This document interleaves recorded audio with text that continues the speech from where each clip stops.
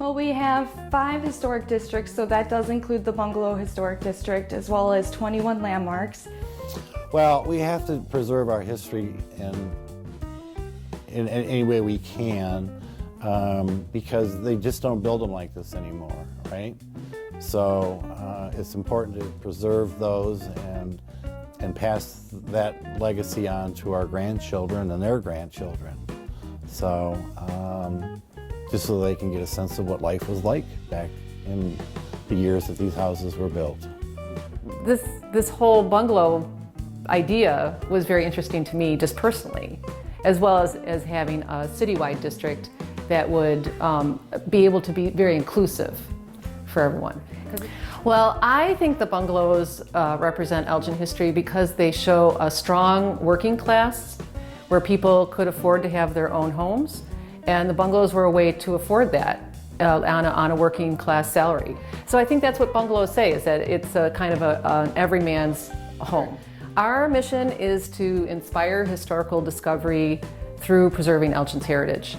The goal that we set was to make historic preservation more available to more people.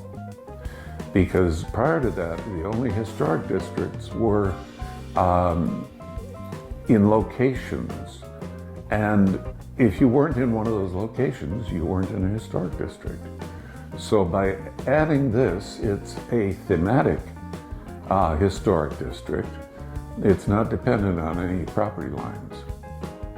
My home was built in 1923 by a cement contractor named William Hillman. It's an arts and crafts style bungalow. The arts and crafts features we'll see on the outside. It's got all the perfect characteristics of a 1920s bungalow.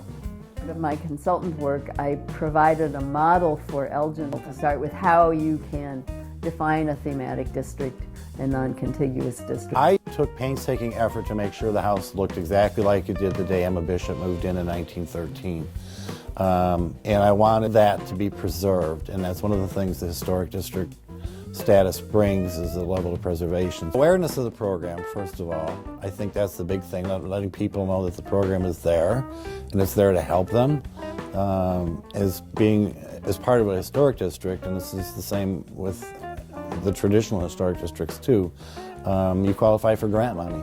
So the city can help you if there's money available and it's appropriate.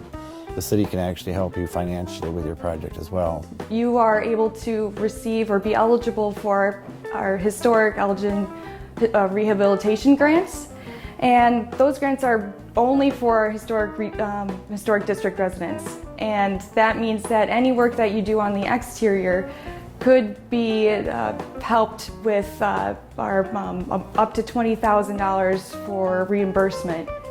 So it's a great revitalization program that we have, and of great benefit for our historic district residents. Well, it's still a young district, but I think in the initial phase, the amount of people that came in to help make this happen was beyond just bungalow owners, and people are really excited about this program in this district because it is a unique era in Elgin, and not only Elgin but across America.